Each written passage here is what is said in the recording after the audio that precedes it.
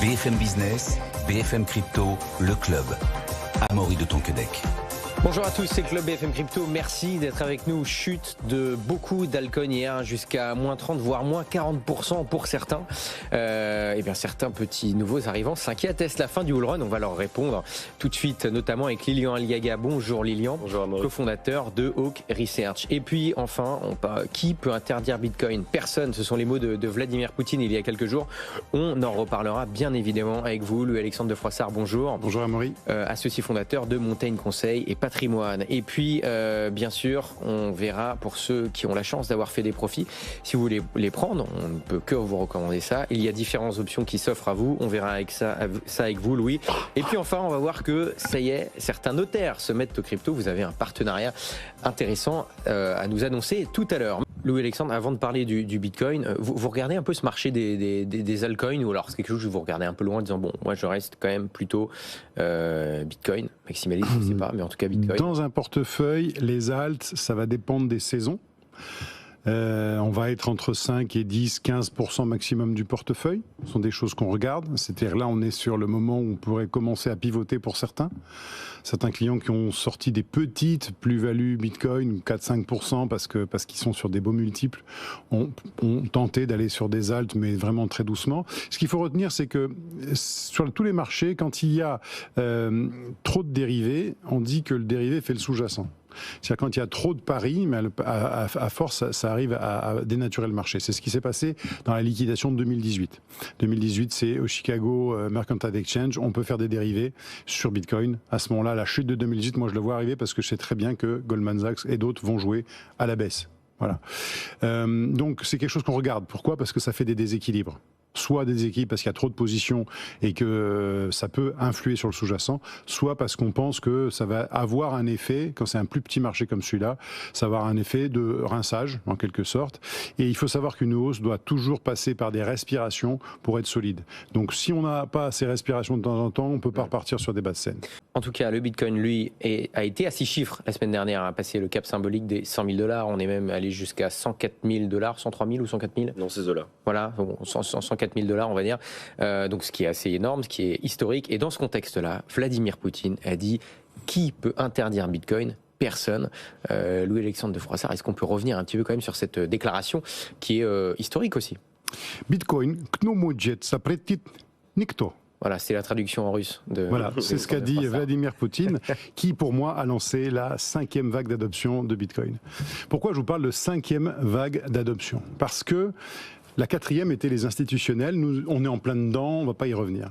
La 5e, c'est le moment où Bitcoin va devenir une monnaie d'échange, une devise d'échange international, parce que le discours de Poutine, il est calculé. Je vous rappelle que la Russie, c'est le 3e pays en termes de minage, c'est le 3e pays au niveau mondial en termes de valeur échangée en crypto, c'est le 7e pays mondial en termes d'adoption. Donc c'est un territoire dans lequel longtemps la crypto a été contrainte, et depuis août, Vladimir Poutine fait un certain nombre de lois et de décrets qui sont de plus en plus favorables à Bitcoin et aux cryptos. Pourquoi il dit ça ? Pourquoi il reprend cette question ? Parce qu'il intervient sur le dollar et la dédollarisation des économies. Les BRICS n'ont pas réussi à s'entendre sur un système monétaire. Ils essayent de faire un système alternatif à SWIFT, mais c'est très compliqué. Les Chinois aimeraient bien quelque chose sur le yuan, les Indiens sur ça. Et donc ils se rendent compte qu'il faut une monnaie neutre. Rappelez-vous la neutralité de Bitcoin. Et je pense que Poutine lance là un projet qui est de dire, écoutez, si on veut faire des échanges entre nous avec quelque chose de neutre, Bitcoin, c'est parfait. Ce qui veut dire que les États ne vont pas devoir prendre du Bitcoin pour faire un fonds de réserve. Là, ils vont devoir en avoir pour des échanges internationaux. Les grandes entreprises vont en avoir besoin pour les échanges internationaux. On pourrait avoir une devise de paiement international. Et là, on est sur la 5e vague d'adoption, celle qui nous mène à 1 million à peu près. Et alors, ça c'est intéressant, Louis-Alexandre, Lilian, parce qu'effectivement, on parlait de réserves stratégiques pour les pays, ce qui est déjà assez énorme, ce qui pourrait arriver plus vite que prévu dans les mois qui viennent, notamment avec les États-Unis. Et là, Louis-Alexandre, on ne parle plus de réserve de valeur. On va au-delà, on parle de moyens d'échange, donc de monnaie finalement. Oui, on parle d'une devise. Une devise qui en elle-même porte la neutralité en elle. C'est ça qui est très beau, c'est ce que disait Andreas Antonopoulos, ce qui porte cette neutralité et donc ce qui en fait quelque chose d'unique. En fait, on a dans notre monde multipolarisé, qui est multiconnecté, besoin de quelque chose qui remplace l'or. Et bien là, c'est pareil. Bitcoin a tout à fait cette capacité de remplacer l'or. Et en tout cas, je pense qu'en tout cas, c'est l'intuition que j'ai par rapport à ce discours de Poutine. En tout cas, c'est Jérôme Powell qui, il y a quelques jours aussi, et c'est ce qui a certainement aidé le Bitcoin à passer le cap des 100 000, a dit que Bitcoin était en tout cas comparable à l'or. Voilà, donc c'est quand même une déclaration assez forte quand même du président de la première banque centrale. Il est régulé comme une matière première aux États-Unis. C'est la CFTC, non la SEC, qui régule le Bitcoin, donc comme une matière première. Effectivement, mais dans la bouche de Jérôme Powell, merci. Effectivement, ça résonne quand même et ça a fait du bruit, quoi. Peut-être qu'il a été inspiré par François Villeroy de Gallo. On ne sait pas. Louis-Alexandre, en tout cas, il y a eu quand même je le disais, un Bitcoin à 6 chiffres qui a beaucoup augmenté. On l'a dit aussi avec Lilian, malgré la baisse des altcoins, il y a certains qui ont fait des records. Certaines personnes pourraient être tentées, et ils ont bien raison, de prendre des profits. Quels sont vos conseils en tant que, tout simplement, conseiller, acteur de la gestion de patrimoine, pour prendre ces profits? Il y a plusieurs options qui s'offrent à vous. 2 options en cette fin d'année pour prendre ces profits. La première, c'est de faire un swap. C'est-à-dire, je vais prendre Bitcoin, par exemple, ou mon Ethereum ou autre chose, et je vais faire un échange avec une autre cryptoactif. C'est en France neutre en termes de fiscalité. Je vous donne une petite astuce dans ce cas de figure. Mettez une petite partie sur les nouveaux stable tokens, ceux qui sont régis par MiCA, parce qu'ils ont une caractéristique, ce sont des futures monnaies électroniques de paiement, donc c'est les fameux EMT. Et il se pourrait que par un petit dysfonctionnement du BOFIP ou des impôts, eh bien finalement, il n'y ait pas de plus-value là-dessus. Voilà. Je ne vais pas rentrer dans tout le détail. Alors comment c'est possible ça? C'est intéressant là. En fait là, si on laisse j'ai pas compris. Si aujourd'hui, si je vais sur un stablecoin par exemple de Tether, bon là il n'y a pas de sujet. J'ai fait mon swap de Bitcoin vers Tether, il n'y a pas de sujet. Je suis à l'abri et je suis en dollars. Par contre, si je vais sur le RCV, par exemple le stable token qui est MiCA compliant de la Société Générale, il a une caractéristique, c'est que c'est une future monnaie de paiement électronique selon MiCA. Aujourd'hui, les impôts ne nous ont pas dit qu'il avait un statut différent des autres stablecoins au niveau fiscal. Aujourd'hui. Mais il se pourrait que demain, quand la loi va enfin être promulguée par rapport à ces fameuses EMT, eh bien, ça devienne une monnaie de paiement électronique et donc pas un actif numérique. Et à ce moment-là, on pourra l'utiliser sans avoir finalement jamais payé la plus-value. Ça se pourrait réellement, ça se pourrait. C'est une possibilité.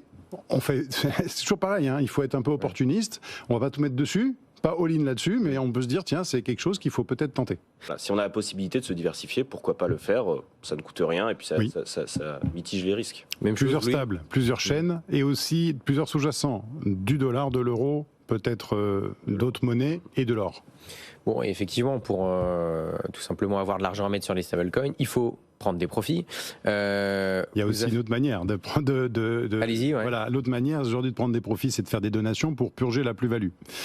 En fait, je vous rappelle simplement un principe, c'est que si vous étiez mon fils, par exemple, et que je vous donne un Bitcoin que j'ai acheté 10 000 euros, enfin 10 000 dollars et qu'il vaut 100 000 dollars, et si je vous le donne, il va rentrer dans votre patrimoine, Amaury, à 100 000. Donc quand vous allez le vendre... Vous pouvez m'adopter ou pas? J'ai déjà beaucoup d'enfants, Amaury. Et donc à ce moment-là, il va rentrer dans votre patrimoine à 100 000 et si vous le vendez à 105 000, vous ne paierez que la plus-value de 100 à 5 000. Donc aujourd'hui, on sait que cette purge de plus-value est possible dans la loi de finances 2024, qui n'est pas remise en cause par la loi 2025. Donc... Mesdames, messieurs, profitez-en si vous voulez faire des donations. On peut faire des donations aux enfants, on peut faire des donations aux parents, on peut faire des donations aux conjoints, on peut faire des dons manuels et on a même quelquefois des astuces quand on fait un changement de régime matrimonial. Mais là, vous ne pourrez pas le faire avant la fin de l'année, c'est trop court. En tout cas, pensez à la donation et à la donation avant la fin de l'année. Allez voir votre notaire, notamment un notaire qui maîtrise la donation de crypto-actifs. Voilà. Il n'y en a pas beaucoup, mais en tout cas, on saura vous les indiquer en tout cas, parce que c'est un vrai sujet. Il faut intégrer, bien sûr, le droit, et donc les notaires dans la gestion de patrimoine et dans la gestion des cryptos. Et effectivement, les notaires, on va en parler dans quelques instants, mais j'avais une question quand même à tous les deux. Vous m'y avez fait penser, Louis, en parlant du Bitcoin à $1 million. C'est l'instant boule de cristal. Attention, ceci n'est pas un conseil d'investissement, ce n'est que des prévisions. Vous, en tant qu'acteur de la gestion de patrimoine, on a eu Éric Larchevêque sur ce plateau la semaine dernière qui nous a dit la question, c'est pas si le Bitcoin sera $1 million, mais quand il sera $1 million. Et lui parlait même de un Bitcoin potentiellement, attention, ceci n'est pas un conseil en investissement, j'insiste bien, un Bitcoin peut-être à $250 000 avant le mois de mai 2025. Donc le mois de mai 2025, c'est quand même relativement demain. Il y a un chiffre, un chiffre qu'on peut reprendre qui pourrait soutenir cette hypothèse. Si on met 2% de Bitcoin dans l'ensemble de l'épargne mondiale, ça met Bitcoin à $190 000. Voilà, on sait qu'on a un total de l'épargne mondiale. J'ai fait le calcul ce matin avant de venir pour être sûr de ce que j'annonce. Et donc ça veut dire que si tous les épargnants au niveau mondial avaient 2% de Bitcoin dans leur portefeuille, on serait à $190 000. Ça, c'est que les épargnants. Ça veut dire que c'est pas les entreprises, c'est pas les États, c'est pas ça. Donc ça veut dire que ça viendrait en plus. Si tous les millionnaires dans le monde voulaient du Bitcoin, il y a 60 millions de millionnaires. Ils peuvent pas avoir un Bitcoin eux-mêmes. Donc je pense qu'à un moment donné, on a un sujet sur l'offre et la demande. Donc je suis d'accord avec Éric Larchevêque que ce n'est pas... je pense que vraiment on va arriver à $1 million. Quand ? Je ne sais pas. L'hypothèse qu'on retombe à zéro, celle de Patrick Artus dans Les Échos, elle n'est pas totalement exclue. Pour moi, elle est minime. Mais en tout cas, je vois quand même une adoption qui est de plus en plus forte, de plus en plus solide, une industrie de plus en plus solide, donc ça va pousser à des prix plus élevés. En tout cas, avec toutes ces prévisions-là, vous avez donné envie à Christophe, en régie, d'acheter du Bitcoin. Lui qui pensait avoir raté le train, il se dit finalement, c'est peut-être pas trop tard. Louis Alexandre, on finit avec le partenariat Quai des notaires, Montaigne Conseil Patrimoine. Que se passe-t-il ? Ça y est, les notaires se mettent à la crypto. Eh bien, c'est un constat qu'on a partagé avec Patrick McNamara. Lui voyait que Quai des notaires, c'est une entreprise qui aide les notaires dans leur quotidien par la possibilité d'aller plus vite dans leurs actes en automatisant un certain nombre de tâches et d'aller faire des signatures à distance, des signatures certifiées à distance. Ça a été l'un des premiers d'ailleurs à pouvoir le faire pendant le Covid ou le confinement. Ils ont envie d'avancer sur la partie crypto. Et ils nous ont identifiés comme des gens qui pouvaient conseiller les clients et les notaires sur ce sujet. Donc l'idée, c'est qu'avec Quai des notaires, qui a un portail sur lequel les notaires ont l'habitude d'aller, Quai des notaires adresse à peu près un quart du marché, à peu près globalement un peu plus de 3000 notaires, eh bien, il va y avoir une offre de service qui va être opérée par Montaigne Conseil. Cette offre de service va permettre de pouvoir faire tout ce qu'il faut faire avant son décès ou tout ce qu'on doit faire après son décès. Donc avant, ça peut être un diagnostic, ça peut être une donation, ça peut être un testament. Là encore, il y aura beaucoup d'innovation. Un mandat à effet posthume. Voilà, toutes les stratégies de sécurisation avant décès. Puis pour le notaire, s'il se retrouve dans une succession avec des cryptos, de savoir de quoi il s'agit, combien ça vaut, est-ce que c'est sur des plateformes, est-ce que c'est sur des clés, comment on fait pour les récupérer, comment on les fait pour les partager, comment parfois on va les retrouver, parce que quelquefois c'est un vrai jeu de pistes pour les retrouver. Et donc il s'appuie sur l'ensemble des compétences de Montaigne Conseil et Patrimoine pour pouvoir aider les notaires dans toute cette gestion patrimoniale de la crypto, ou en tout cas de cette gestion avant ou après décès. Et manifestement, on a commencé déjà à travailler avec les notaires. Ils ont besoin de nous et nous, on a, dans tous les cas, besoin d'eux. Félicitations, la démocratisation est en marche. Merci beaucoup d'avoir été avec nous, Louis-Alexandre de Froissart, associé fondateur de Montaigne Conseil et Patrimoine, Lilian Aliaga, fondateur de Hawk Research. Merci de nous avoir suivis. On se retrouve demain à 15h. BFM Business, BFM Crypto, le club.